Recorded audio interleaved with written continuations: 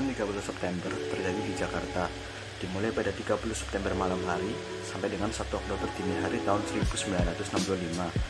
Gerakan ini diduga didalangi oleh birokrasi PKI dan pasukan Cakrabirawa pimpinan Letkol Untung. Diawali dengan menjemput ketujuh jenderal di rumah mereka masing-masing, kemudian beberapa jenderal disiksa dan dibunuh. Kemudian jasad mereka akan dimasukkan dalam sebuah lubang yang terletak di daerah Lubang Buaya, Jakarta Timur. Ada beberapa latar belakang yang mempengaruhi terjadinya gerakan 30 September. Yang pertama, PKI merupakan organisasi yang memiliki tujuan untuk mendirikan negara komunis Indonesia. Sedangkan pada waktu itu, Indonesia sudah memiliki angkatan perang yang bernama TNI. Dan PKI pun merasa angkatan perang mereka belum bisa mengalahkan TNI yang pada masa itu sudah cukup besar. Ditambah lagi, TNI merupakan organisasi yang dipercaya oleh pemerintah, sehingga TNI pun masuk dalam bidang ekonomi, bahkan politik, sehingga membuat PKI semakin marah dan benci akan TNI. Yang kedua, semakin terkenalnya PKI akibat 3 paham blok yang diajukan Soekarno, yaitu Nasakom, nasionalis, agama, dan komunis. Hal ini karena PKI merupakan salah satu partai komunis terbesar di dunia dan merupakan partai komunis terbesar di Indonesia. Yang ketiga, adanya gagasan Angkatan Kelima. Pada tahun 1965, Menteri Luar Negeri Cina datang ke Indonesia dan menjanjikan 100.000 pucuk senjata api bagi Angkatan Kelima yang terdiri atas buruh dan petani, didikan PKI.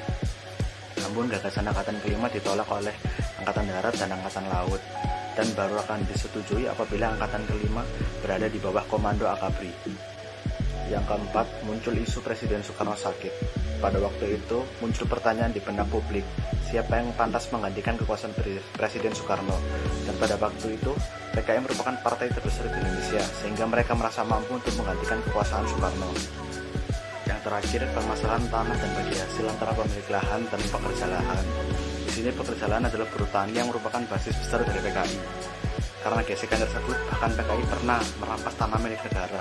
Akibat tersebut, maka TNI pun akan turun tangan dan membasmi para PKI yang akan tersebut. Dari situlah terjadi pertikaian antara TNI dan PKI. Tujuan Gerakan 30 September, yaitu yang pertama, Gerakan 30 September adalah perbuatan PKI dalam usahanya untuk merebut kekuasaan di negara Republik Indonesia dengan memperalat oknum ABRI sebagai kekuatan fisiknya, dan tidak pernah terlepas dari tujuan PKI untuk membentuk pemerintah komunis. Yang kedua, untuk merebut kekuasaan dengan membunuh para jenderal Angkatan Darat yang menentang PKI, karena saat itu PKI menganggap Angkatan Darat sebagai kekuatan yang menghalangi PKI untuk merebut kekuasaan. Yang ketiga, merebut kekuasaan negara dan mengkomuniskannya. Yang keempat, usaha yang dilakukan dalam jangka panjang dari generasi ke generasi secara berlanjut. Dan terakhir, tidak pernah terlepas dari rangkaian kegiatan komunisme internasional.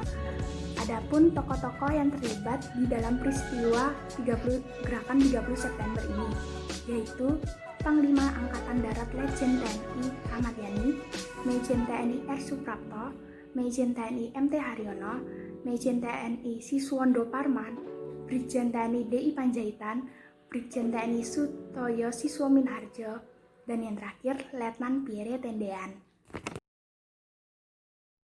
Gerakan 30 September atau sering disingkat dengan G30 SPKI adalah peristiwa selepas tanggal 30 September menuju tanggal 1 Oktober 1965 ketika 7 perwira tinggi militer Indonesia beserta yang lainnya tewas terbunuh dalam suatu usaha kudeta. Kudeta ini disalahkan kepada pengawal istana yakni Cakrabirawa yang dianggap terlalu royal kepada PKI di saat itu.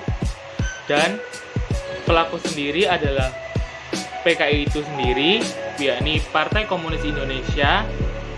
Tak berhenti sampai di situ, banyak isu yang bermunculan tentang G30 SPKI itu sendiri, mulai dari isu Dewan Jenderal, isu dokumen Gil Christ, dan isu keterlibatan Soeharto itu sendiri.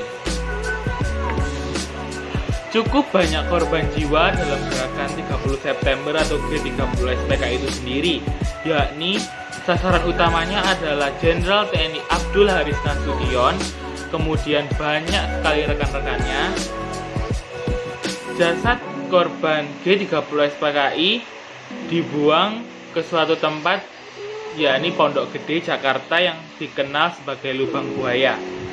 Pada tanggal 30 Oktober, jasad mereka ditemukan.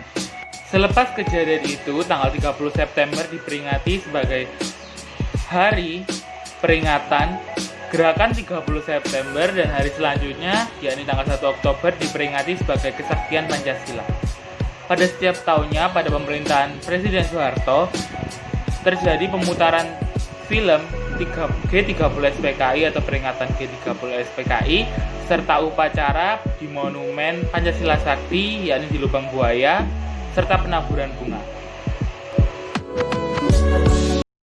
Peristiwa G30 SPKI memiliki banyak sekali dampak negatif terhadap kehidupan sosial dan politik di Indonesia. Nah, dampak politiknya yaitu kondisi politik Indonesia tidak stabil dikarenakan pertentangan dalam lembaga tinggi Indonesia, serta kekuatan politik Indonesia yang telah hancur setelah kegagalan kudeta. Ada juga Presiden Soekarno yang saat itu menjabat kehilangan kewibawaannya di mata seluruh rakyat Indonesia. Karena sikap pemerintah yang belum bisa mengambil keputusan untuk dapat membubarkan PKI, yang kemudian memunculkan kemarahan rakyat, terjadilah demokrasi secara besar-besaran oleh rakyat dan juga mahasiswa dengan tuntutan pembubaran PKI, pembersihan kabinet Bikora dan unsur SPKI, dan juga penurunan harga-harga barang. Lalu dampak ekonominya adalah mengakibatkan inflasi yang tinggi serta kenaikan harga barang hingga melebihi 600% per tahun atau setahun. Agar dapat mengatasi masalah tersebut, akhirnya pemerintah mengeluarkan dua kebijakan ekonomi, yaitu pemerintah mengadakan devaluasi rupiah lama menjadi rupiah baru, yaitu 1000 menjadi 100, dan juga kenaikan harga bahan bakar menjadi 4 kali lipat. Yang pertama, kita dapat lebih waspada terhadap serangan yang menyerang NKRI baik dari dalam maupun luar. Yang kedua, kita dapat bersatu dan dapat bertahan atau menyadari bahwa Pancasila adalah jati diri bangsa kita. Yang ketiga, dengan adanya G30 SPKI, kedudukan Pancasila dalam negara menjadi lebih kuat. Selain itu, dampak positif dari G30 SPKI adalah posisi Pancasila sebagai dasar negara Indonesia menjadi lebih kuat dan kokoh. Yang kedua, lebih waspada akan paham komunis akan masuk ke Indonesia lagi.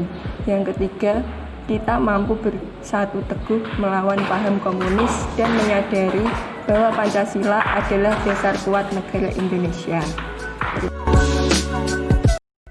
Pesan moral yang dapat kita ambil dari peristiwa G30 SPKI adalah Pancasila sebagai dasar negara yang harus ditegakkan. Paham Pancasila yang harus diyakini dan dianut oleh seluruh masyarakat Indonesia sebagai acuan hidup. Menjadikan Pancasila dan Bhinneka Tunggal Ika sebagai landasan berperilaku, bergaul, serta menciptakan kehidupan yang damai dan harmonis. Mengedepankan analisis kritis, serta keharusan untuk mengimplementasikan nilai-nilai Pancasila dalam kehidupan sehari-hari.